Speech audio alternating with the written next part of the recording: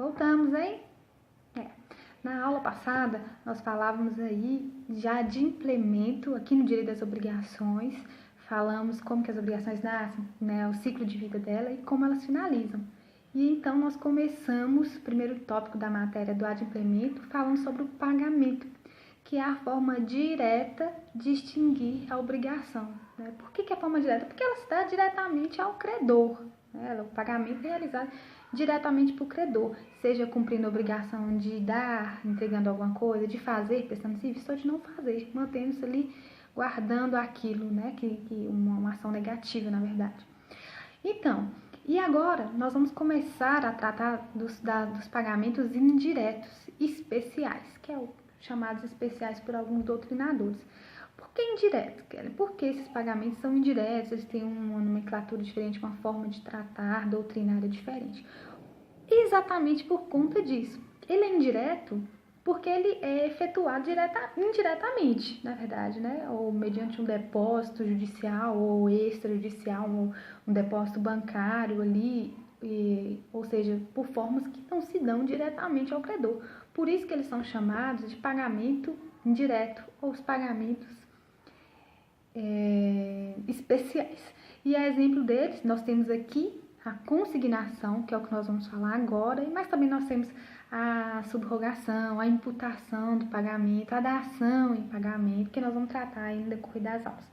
Então vamos sobre o conceito aí de pagamento em consignação. Muitos doutrinadores falam consignação em pagamento, que é o corriqueiro também aí no meio dos advogados, falam consigna em pagamento, ainda fala assim, consignação em pagamento.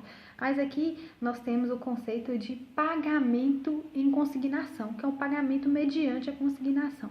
Olha, o pagamento em consignação, ou a consignação em pagamento, ele é um modo extintivo da obrigação, sim, sem sombra de dúvidas. Apesar de ser indireto, uma forma indireta, ele é um modo que se extingue aí a uma obrigação, né? Se extingue uma obrigação. Ele, além de ser esse modo extintivo da obrigação, ele é uma realização que ela é voluntária. Então, o devedor, ele voluntariamente, ele faz aí esse depósito, né, da prestação devida, e há também uma satisfação do interesse do credor. Então, é um modo de extinguir uma obrigação, onde o devedor, voluntariamente, ele satisfaz o interesse do credor aí, ok? Então, continuemos. Olha, no direito das obrigações, principalmente aqui, quando a gente trata aí de adimplemento, a gente sabe que não é só o credor que ele tem esse direito de ver satisfeito ali o interesse dele, nesse compromisso, dessa relação obrigacional. Mas o devedor, ele também tem o direito de se ver livre da obrigação, de se ver exonerado da obrigação. É um direito que o devedor tem também, de se ver livre. Até porque, se ele não efetua o pagamento na data atrasada, ou no local, ou na forma convencionada, ele entra em mora. O que significa isso? Ele vem aí, recai sobre ele um juros de mora, então ele começa a sofrer consequências ali do crédito, né? Um aumento do valor de crédito pela mora. Então ele tem o interesse de quitar logo e se ver exonerado de qualquer possibilidade de mora, de ficar em mora. Na obrigação de fazer, por exemplo, né? Aqui a gente, na obrigação de dar, vamos colocar que ele tem que entregar um bem. Enquanto ele não entrega esse bem, não deposita o bem, ele fica sujeito ali à responsabilidade da perda do objeto, da deterioração do objeto. Oxi, meu Deus, quase que não sai aqui, né? Então, na entrega da coisa, enquanto ele não há essa tradição aí, vai pertencer ao próprio devedor a responsabilidade ali de zelar pela coisa, respondendo ele pela perda e pela deterioração da coisa, ok? Então, é por isso que nós temos o direito do devedor também. Então, nós temos o direito do credor de receber o seu crédito, né? Mas também o direito do devedor de se ver livre da obrigação de realizar o pagamento. O devedor também tem interesse de realizar o pagamento. Porém, gente, olha como são as relações obrigacionais. O pagamento, ele depende da anuência do credor. Ou seja, o credor, ele tem que aceitar o pagamento. Você já pensou em tentar pagar alguém e a pessoa não querer? Quer, mas a pessoa tem o direito de não querer? Tem, obviamente. Talvez o valor que você queira pagar está em desacordo com o que a pessoa imagina que seja o valor devido mesmo, o valor real. Então ele pode se excusar ali no recebimento. Ele pode falar, bom, eu não vou receber, não tem interesse aí de receber, né? Não vou anuir. Ou ele não vai receber, ou ele não vai te dar a quitação daquele ali. É um direito dele também. Não anuir, não receber ou não querer te dar a quitação. Seja aí pelo quantum que ele entende que não é o valor devido, que tem ali um desarranjo, né, entre os valores, entre o que o devedor acha e o que ele, como credor, acha que é o valor real. Então, ele tem esse direito mesmo de não anuir, de não consentir em receber o pagamento. Ou seja, também pela própria incapacidade do credor. Às vezes o credor ele pode receber, ele quer receber, mas ele é um menor, ele é um incapaz e ele não consegue, ele não pode emitir para você um recibo. Então, também vai tornar inviável ali o dever do devedor em se ver livre da obrigação. Ótimo.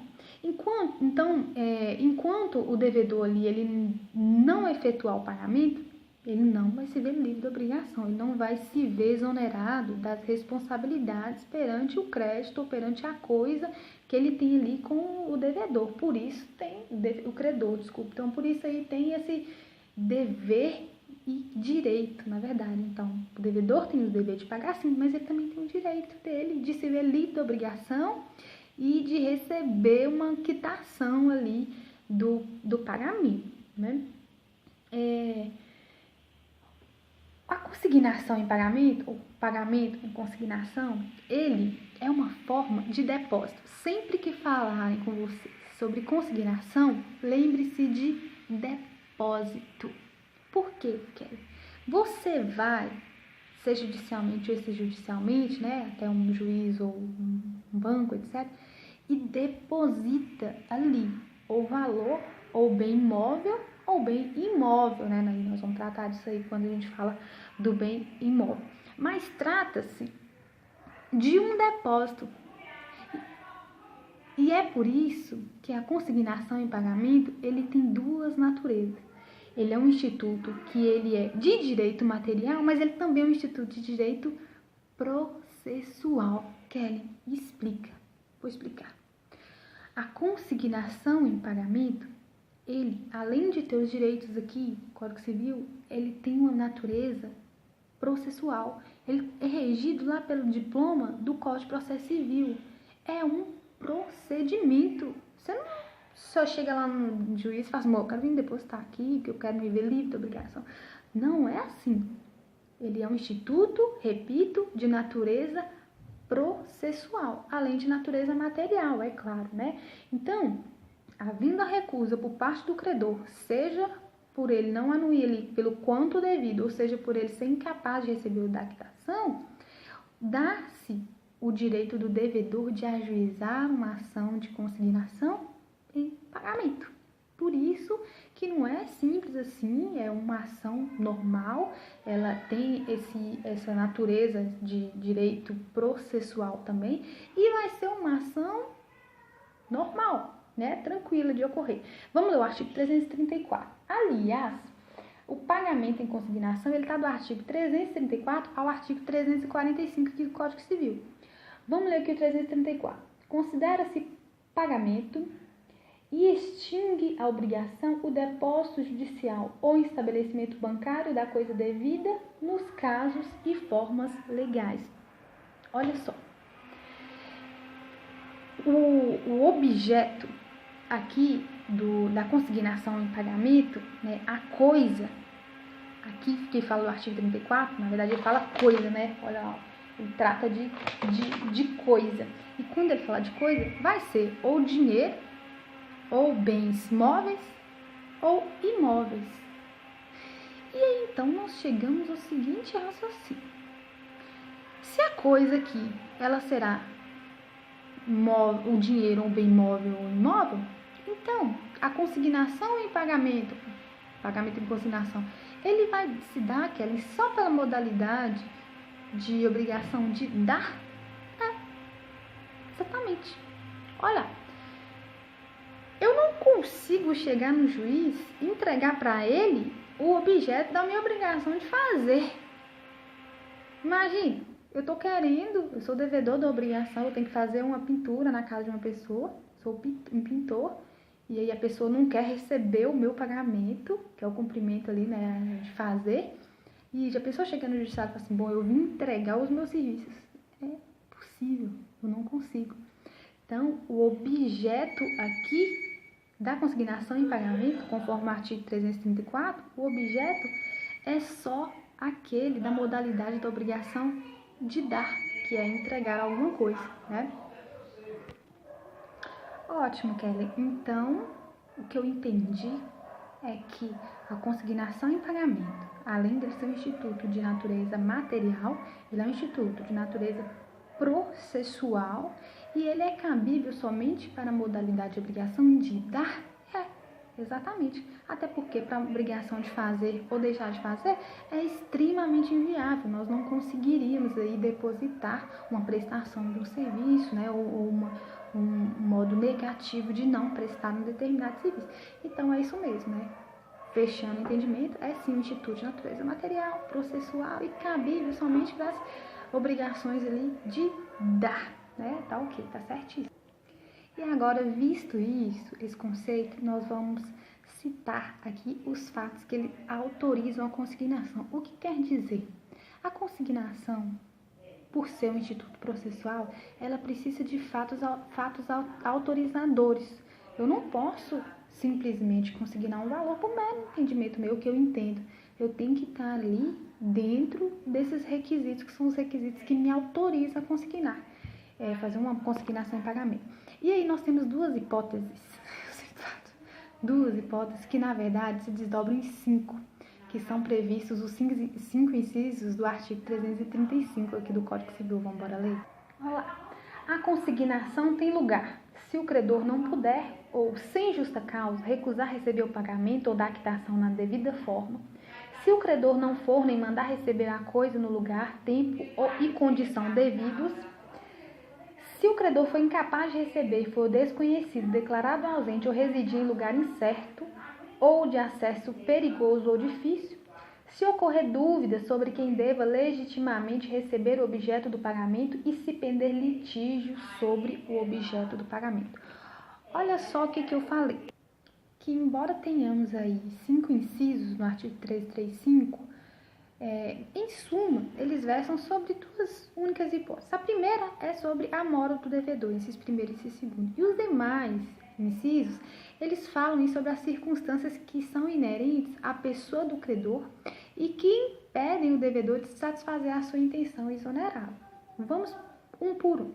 O primeiro inciso, ele fala da recusa do devedor em receber recusa do credor em receber o pagamento ou dar quitação. Olha, recusa em receber o pagamento foi o que eu já havia dito aqui. Ele não acha justo o valor, não está condizente com o que ele espera que seja o valor real.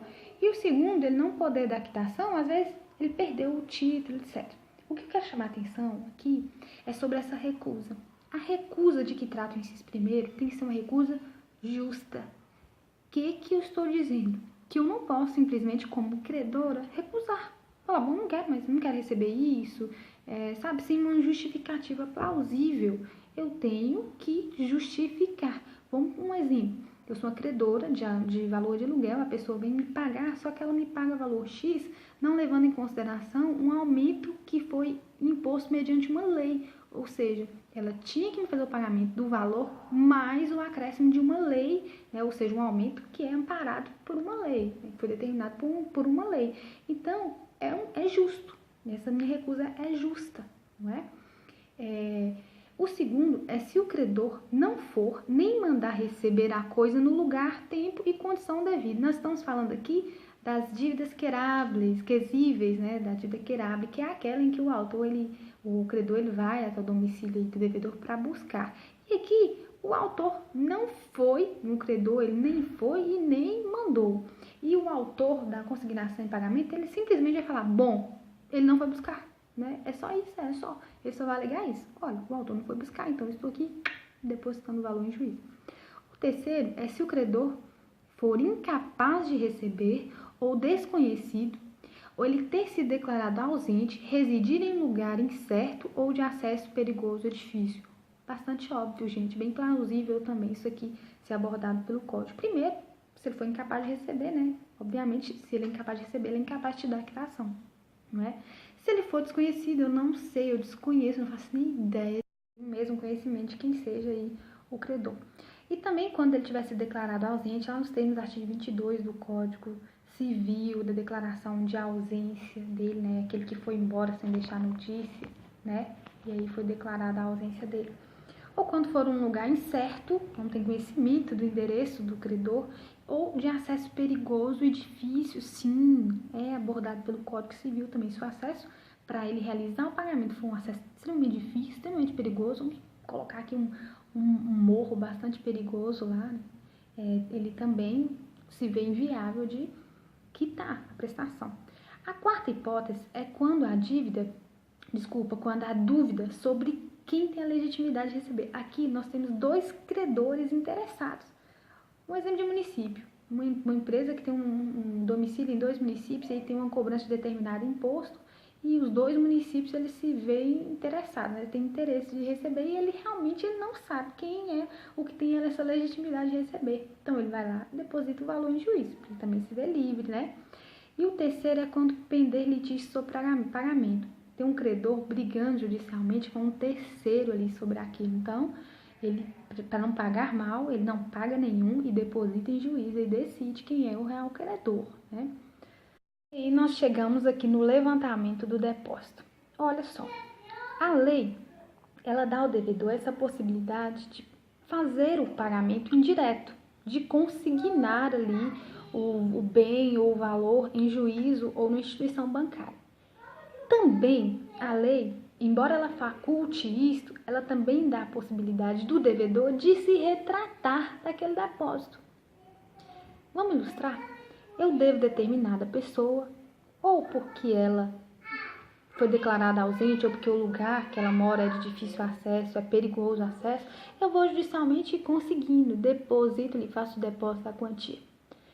Enquanto ela não foi citada, ou se ela não contestou o valor que eu depositei, eu posso me retratar do depósito. O que significa? Eu posso ir para o juiz e falar assim, excelência, me devolve o dinheiro.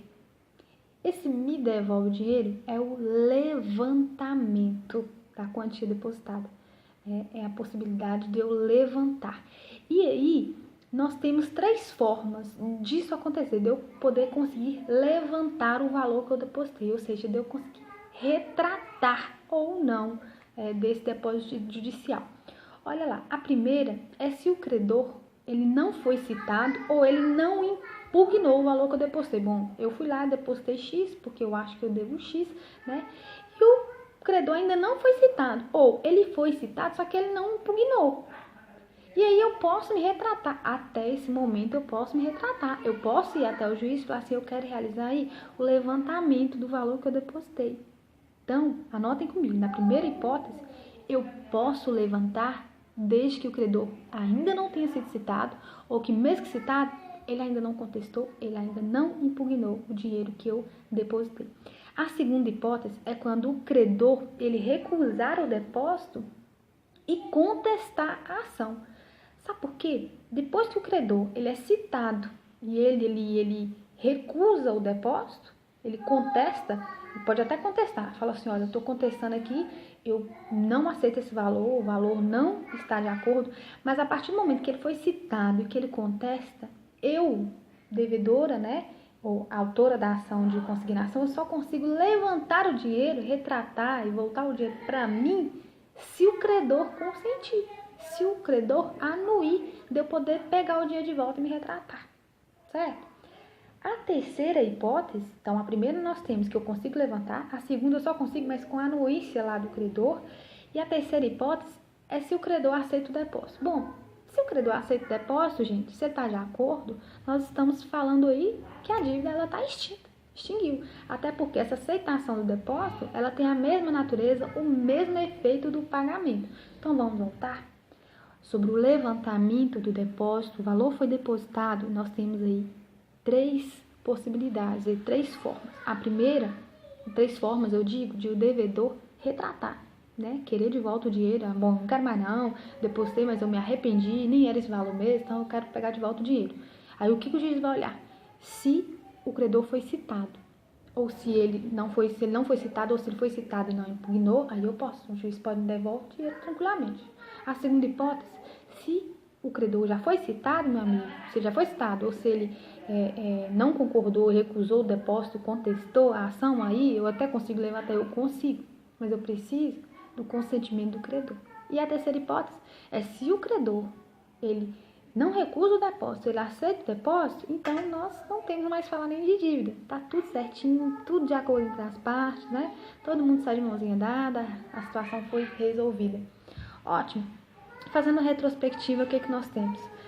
Consignação e pagamento, pagamento em consignação, ele é uma forma de indireta e ele tem uma natureza processual, tem todo o procedimento, né? E temos as formas de levantamento. Então, não entenderam? Dá uma voltadinha aí no vídeo, assiste novamente. Qualquer dúvida, manda perguntinha aí. Até a próxima.